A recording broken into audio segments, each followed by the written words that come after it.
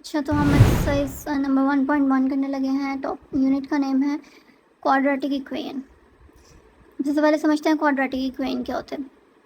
Quadratic equation में basically algebraic expression जिसकी power highest 2 हो उसको कहते हैं क्वाड्रेटिक इक्वेशन। अब इसमें आगे कुछ भी आ सकता है, जैसे 6x प्लस 9 प्लस समथिंग। इसकी हाईएस्ट पावर वेरिएबल की 2 होनी चाहिए, तो उसको कहते हैं क्वाड्रेटिक इक्वेशंस। अब इस चैप्टर में हम पढ़ेंगे स्टैंडर्ड फॉर्म। क्वेश्चन नंबर 1 जैसे उन्होंने कहा है, right the following quadratic equation in standard form and point out pure quadratic equation. अब दो इसकी फॉर्म्स है क्वाड्रेटिक इक्वेशन की, एक है स्टैंडर्ड फॉर्म और एक है प्योर क्वाड्रेटिक फॉर्म।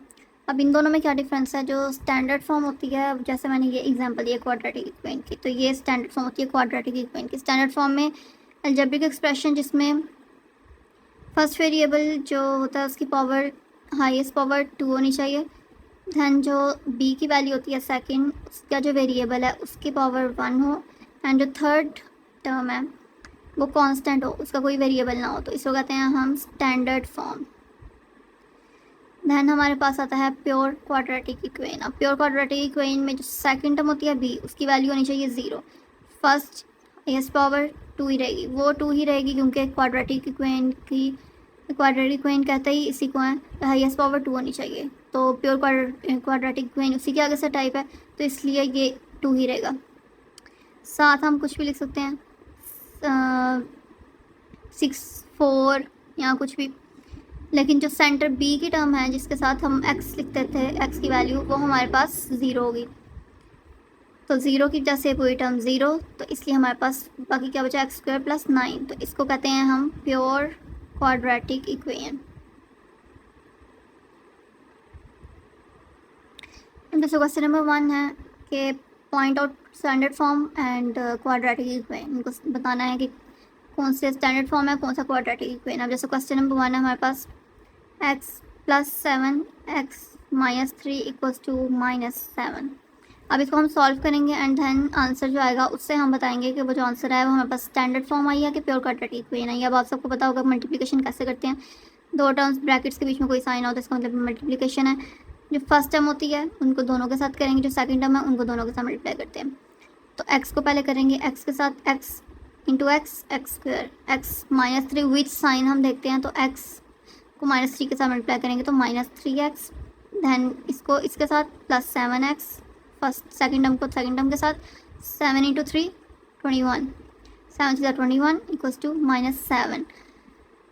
जो कांस्टेंट टर्म है वो सेम साइड पे चल जाएंगे, -21 है तो उस साइड पे चला गया, -7 + 21, एंड देन हमारे पास -3x + 7 है।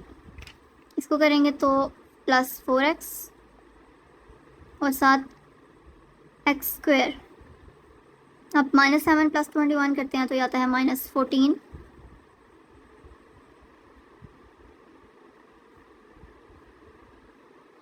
-21 - 7 14, एंड साइन भाई टर्म का आता है तो यहाँ पे प्लस आएगा। अब 14 को दूसरी साइड पे भेजेंगे तो x² + 4x और सब एक साइड पे जाएगा, क्योंकि क्वाड्रेटिक इक्वेशन में सब एक साइड पे होता है। जैसे ये क्वाड्रेटिक इक्वेशन मैंने कहा था स्टैंडर्ड फॉर्म, अगर या क्वाड्रेटिक इक्वेशन तो उसमें सब इक्वेशन की एक साइड पे होता है, हमने ऊपर एग्जाम्पल दिया। तो इक्वेशन है, इक्वेशन का मतलब ही क्या होता है, इक्वेशन की दूसरी साइड पे इक्वल का साइन होता है। इक्वेशन में इक्वल का साइन होता है तो सब एक साइड पे होगा, तो इसलिए हमने इसको अरेंज करना था कि हम बता सकें कि ये स्टैंडर्ड फॉर्म है या प्योर क्वाड्रेटिक इक्वेशन है। तो -14 इस साइड पे गया = 0। तो अब हमने बताना है कि ये स्टैंडर्ड फॉर्म बनी है क्वाड्रेटिक प्योर क्वाड्रेटिक इक्वेशन। मैंने क्या बताया था, स्टैंडर्ड फॉर्म क्या होती है, first term square, second term constant, साथ वेरिएबल जिसकी power 1, and third term constant. और प्योर क्वाड्रेटिक इक्वेशन में सेकंड टर्म होती ही नहीं है, फर्स्ट एंड थर्ड जस्ट। तो इसमें तीनों टर्म्स है, फर्स्ट वेरिएबल की पावर 2, सेकंड की power 1 and third term constant. तो ये हमारे पास आ गया standard quadratic equation. Second question है हमारे पास x² + 4/3 - x/7 = 1। अब जब फ्रैक्शंस होती हैं, दो फ्रैक्शंस हैं, उनके बीच में प्लस या माइनस का साइन हो तो आपको पता होगा कि उनका एलसीएम लेते हैं, जो डिनोमिनेटर्स होते हैं उनका। ये डिफरेंट टर्म्स हैं तो इसका मतलब कि इनका एलसीएम इनको मल्टीप्लाई करके आएगा 7 × 3, या फिर आप जिस तरह एलसीएम लेते हैं नॉर्मल उस तरह भी लेकर देख सकते हैं 7 और 3। 3 अपने टेबल के अलावा किसी टेबल में नहीं आता और 7 अपने टेबल के अलावा किसी टेबल में नहीं आता। तो 7 1 7 और दूसरी टर्म इसी तरह नीचे आती है एंड 3 1 3, तो इसी तरह आ गया। 7 और जो साइड्स के फैक्टर्स हमारे पास बनते हैं उसके मल्टीपल्स, तो उनको मल्टीप्लाई करते हैं। 7 × 3 7 से 21, तो 21 नीचे लिख देते हैं। 3 कितने टाइम्स 21 होता है? 3 7 21, तो जो 7 हम ऊपर जाकर मल्टीप्लाई कर देते हैं। 7 3 21, तो 3 ऊपर जाकर मल्टीप्लाई करते हैं। अब 7 इस पूरी टर्म के साथ मल्टीप्लाई होगा, सिर्फ 4 के साथ नहीं होगा या सिर्फ एक्स स्क्वायर के साथ नहीं होगा। 7 पूरी टर्म के साथ मल्टीप्लाई, तो इसको लिखेंगे 7x² + 4 माइनस 7 3 21, तो 3x = 1। अब जो डिनोमिनेटर होता है वो दूसरी साइड पे जाकर मल्टीप्लाई होता है। इक्वेशन में यही होता है, जो इक्वेशंस होती हैं उसमें क्रॉस मल्टीप्लिकेशन होती है। इसके नीचे क्योंकि 1 है तो 1 उधर जाकर मल्टीप्लाई होगा, 21 उधर जाकर न्यूमरेटर के साथ मल्टीप्लाई होगा। तो 7x² 7 4 28 माइनस 3x एंड 21। अब 28 को हम दूसरी साइड पे करेंगे तो 28 minus 7 and 7x² minus 3x, 7x² minus 3x। अब इन सब को हम सेम साइड पे करेंगे। 7x² minus 3x plus 7 = 0। अब फिर फर्स्ट टर्म वेरिएबल की पावर 2, सेकंड वेरिएबल की पावर 1 एंड थर्ड कांस्टेंट, तो ये हमारे पास क्या आया? Standard quadratic equation. तो इसको हम कह देंगे ये स्टैंडर्ड क्वाड्रेटिक इक्वेशन है। नेक्स्ट हमारे पास थर्ड क्वेश्चन है x/(x + 1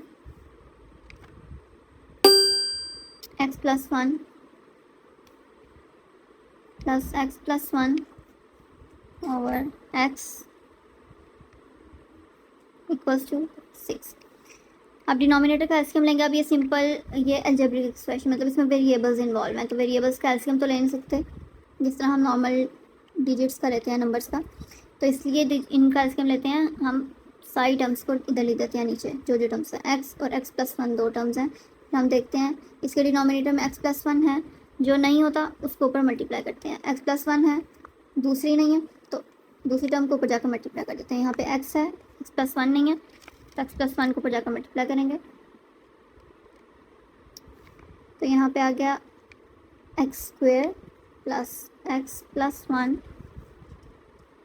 और x + 1 और दूसरी साइड पे 6। क्रॉस मल्टीप्लिकेशन 6 के साथ जाकर मल्टीप्लाई होगा। x² + 1, ये मैं डायरेक्ट लिख रही हूँ क्योंकि इसको मल्टीप्लाई करके x² + 1 आता है। x² + 1 और दूसरी साइड पे x²। अब ये फर्स्ट टर्म दोनों के साथ मल्टीप्लाई, सेकंड टर्म दोनों के साथ मल्टीप्लाई, तो x² + x + x + 1, ये हो गया 2x²। 2x + 1 = 6x² + 6। Same terms एक साइड पे आएंगे। अब 6x² है, 2x + 1 -6 6x² - 2x²। 4x², 2x - 5। अब इन सबको हम इस सेम साइड पे करेंगे। 4x² - 2x + 5, क्योंकि ये दोनों उस साइड पे गई हैं, इससे कोई फर्क नहीं पड़ता कि इसको उधर लिखें इधर लिखें, लेकिन इन दो को हम उस साइड पे लेके गए हैं, तो प्लस 2x - 2x आ जाएगा, प्लस -5 था +5 आ जाएगा। अब ये फिर क्या बनी? Quadratic standard form. इसकी पावर 2, इसकी पावर 1 और ये कांस्टेंट। नेक्स्ट क्वेश्चन है हमारे पास, question number 4। x + 4 / x - 2 -x - 2 / x + 4 = 0। अब नीचे डिनोमिनेटर में हमारे पास है वैल्यू x और x - 2, तो ये दोनों लिखेंगे। +4 हम इसी तरह, इसका हम सेपरेट भी एलसीएम ले सकते हैं, इकट्ठे भी ले सकते हैं, तो एक साथ ले लेते हैं। इसका 1 है नीचे, तो इसका एलसीएम से कोई फर्क नहीं पड़ेगा, इन तीनों का एलसीएम यही आएगा नीचे डिनोमिनेटर्स में। दैन इसको देखेंगे, x - 2 है, x नहीं है तो x जाके उसके साथ मल्टीप्लाई होगा, यहाँ पे लिख देंगे। दैन माइनस का साइन देखेंगे क्योंकि अंदर साइन चेंज होना है हमारा बाद में। x है, x - 2 नहीं है, x - 2 ऊपर जाके मल्टीप्लाई होगा, तो 2x - 2 जब आएंगे तो वो बन गया x - 2 का होल स्क्वायर। दैन 4 1 है, 1 दोनों नहीं है यहाँ पे, तो दोनों जाके 4 के साथ मल्टीप्लाई होंगे। x x minus two equals to zero. अब इन सबको मल्टीप्लाई करेंगे, x square plus 4x minus अंदर होल स्क्वायर का फॉर्मूला क्या होता है, a minus b whole square equals to a का स्क्वायर प्लस b का स्क्वायर माइनस 2ab यानी कि 4x। a ये टर्म होती है, b ये टर्म होती है और माइनस का फॉर्मूला, तो a का स्क्वायर प्लस b का स्क्वायर माइनस 2ab, तो इनको मल्टीप्लाई करेंगे तो माइनस 4x आ गया, plus 4x square minus 8x, sign देख के क्योंकि माइनस 4x है। देन हमारे पास दूसरी साइड पे जब ये जाएगी टर्म दूसरी साइड पे तो जीरो से मल्टीप्लाई होगी तो ज़ीरो आ गया, तो हम इसी तरह लिख देंगे। अच्छा, ये हमारा होल स्क्वायर वाला एक ब्रैकेट में आएगा, ब्रैकेट कहाँ पे क्लोज करके यहाँ पे, क्योंकि बार माइनस साइन हमने साइन ओपन करना तो साइंस चेंज होंगे, इसलिए ध्यान से माइनस एक्स स्क्वायर, ये हमारे पास है प्लस 4 तो ये माइनस 4 हो जाएगा, ये हमारे पास माइनस 4x है तो ये प्लस 4x हो जाएगा। सॉरी, यहाँ पे ब्रैकेट क्लोज होनी है, यहाँ पे नहीं होनी है, इसका 4x है, plus 4x square minus 8x equals to zero. Opposite sides cancel हो जाते हैं, ये प्लस एक्स स्क्वायर है, ये माइनस एक्स स्क्वायर है, ये कैंसिल। देन हमारे पास 4x स्क्वायर है, इसको इधर लिख देंगे, फिर x की values plus 4x 8x plus 8x minus 8x cancel. मैं डायरेक्ट कर रही हूँ, इन दोनों को प्लस किया 8x आया, इसके साथ माइनस किया minus 8x plus 8x zero, सिर्फ हमारे पास बचा -4। इसको हम अब कॉमन निकाल के भी कर सकते हैं कि 4 कॉमन आ गया और अंदर बचा एक्स स्क्वायर -1, लेकिन उसकी ज़रूरत नहीं है क्योंकि हमें सिर्फ बताना है कि क्वाड्रेटिक प्योर क्वाड्रेटिक इक्वेशन है, स्टैंडर्ड फॉर्म है। इसमें देखें फर्स्ट टर्म का पावर 2 और कांस्टेंट आ गया, सेकंड टर्म नहीं है, तो इसका मतलब ये क्या है हमारे पास प्योर क्वाड्रेटिक इक्वेशन। अच्छा, नेक्स्ट हमारे पास क्वेश्चन था x plus 3 over x plus 4 minus x minus 5 over x equals to 1। अब इसमें भी हमने जिस तरह वेरिएबल्स का एलसीएम लेते हैं उस तरह लेना, दोनों वैल्यूज़ को नीचे लिखना है, x प्लस 4, डिनोमिनेटर देखेंगे डिनोमिनेटर में x प्लस 4 है तो जो दूसरी टर्म है वो ऊपर जाकर मल्टीप्लाई होगी, यहाँ पे आ गया x into x plus 3 minus का साइन, यहाँ पे x है x प्लस 4 नहीं, x प्लस 4 जाकर ऊपर मल्टीप्लाई होगा x माइनस 5 के साथ x प्लस 4। अब ये देखें दो टर्म्स हैं, इनको हमने ब्रैकेट में रखना है, स्क्वायर ब्रैकेट में रखना, क्योंकि जब इन दोनों को मल्टीप्लाई करेंगे, यहाँ पे इन दोनों को मल्टीप्लाई किया हमने नेक्स्ट स्टेप में, और जो नीचे डिनोमिनेटर है वो 1 के साथ मल्टीप्लाई होगा, तो x square plus 4x direct लिख दिया। उसके बाद अंदर वाली टर्म्स मल्टीप्लाई होंगी, इनको माइनस करेंगे तो माइनस एक्स आ जाएगा, इसको ओपन करेंगे तो यहाँ माइनस का साइन है, ओपन होगा तो एक्स स्क्वायर प्लस एक्स और प्लस 20 आ गया। फिर सारी टर्म्स एक साइड पे आएंगी, सेम ऑपोजिट टर्म्स कैंसिल हो जाएंगी, यहाँ पे 4x आ गया plus 20 minus x square, 4x इन दोनों को ऐड करेंगे, 4x की जगह इन दोनों को कैंसिल करेंगे, 20 माइनस एक्स स्क्वायर, और एक्स स्क्वायर अगर स्टार्ट में आए तो माइनस कॉमन निकाल के इस तरह भी कर सकते हैं, लेकिन नहीं भी करेंगे तो ठीक है। तो फिर फर्स्ट टर्म हमारे पास square and second term constant, तो ये भी प्योर क्वाड्रेटिक इक्वेशन है। नेक्स्ट क्वेश्चन है हमारे पास x plus 1 over x plus 2 plus x plus 2 over x plus 3 is equals to 25 over 12। इनका नीचे एलसीएम लेंगे हम, x प्लस 2 है, x प्लस 3 नहीं है तो x प्लस 3 जाके ऊपर मल्टीप्लाई होगा x प्लस 1 के साथ, तो यहाँ पे x प्लस 3 है, x प्लस 2 नहीं है तो ऊपर जाकर मल्टीप्लाई होगा, 2x प्लस 2 होल स्क्वायर बनाते हैं मिलके, यहाँ पे होल स्क्वायर का फॉर्मूला खोलेंगे, x का स्क्वायर प्लस 2 का स्क्वायर प्लस 2x यानी कि plus b whole square equal to a square plus b square plus 2ab। नीचे इन दोनों को मल्टीप्लाई करेंगे, डायरेक्ट मल्टीप्लाई करके हमने यहाँ पे लिख दिया, और इन दोनों को भी फर्स्ट में मल्टीप्लाई करेंगे, x का square plus 3x plus x and plus 3, और 25 ओवर 12 हम 70 लिखेंगे। देन हमारे पास है अंदर हमने ब्रैकेट्स में सॉल्व की वैल्यूज तो x square plus 4x plus 3, अब हम ब्रैकेट्स को ओपन करेंगे, उनके अंदर हमने टर्म सॉल्व कर लिए हैं, तो ये एक्स स्क्वायर और ये एक्स स्क्वायर ऐड होगा, 2x स्क्वायर बन गया, ये 4x और ये 4x ऐड होकर 8x बन गया, और ये 3 प्लस 4 ऐड होकर 7 बन गया, और नीचे हम इसी तरह डिनोमिनेटर में आगे वैल्यूज़। देन हमारे पास क्रॉस मल्टीप्लिकेशन होगी, जब इक्वल का साइन हो दोनों टर्म्स में फ्रैक्शंस हो तो क्रॉस मल्टीप्लिकेशन होती है, डिनोमिनेटर न्यूमरेटर के साथ मल्टीप्लाई होता है, यहाँ पे डिनोमिनेटर इस न्यूमरेटर के साथ मल्टीप्लाई होता है, तो 12 आके इसके साथ मल्टीप्लाई हो जाएगा, इसको मल्टीप्लाई करके ये टर्म्स लिखती हमने, और 25 के साथ ये टर्म जाकर मल्टीप्लाई हो जाएगी, इसके साथ हमने ये लिख दी। सबको एक साइड पे हम शिफ्ट करेंगे, 25 क्योंकि ये बड़ी वैल्यूज़ हैं, 125 और 150, और ये छोटी वैल्यूज हैं, तो इस साइड को हम इधर लेके आएंगे, साइंस चेंज हो जाएंगे, 24x उधर पॉजिटिव था, इधर आकर नेगेटिव हो जाएगा, 96 पॉजिटिव था, 84 भी पॉजिटिव था, दोनों आकर नेगेटिव हमारे पास हो जाएंगे।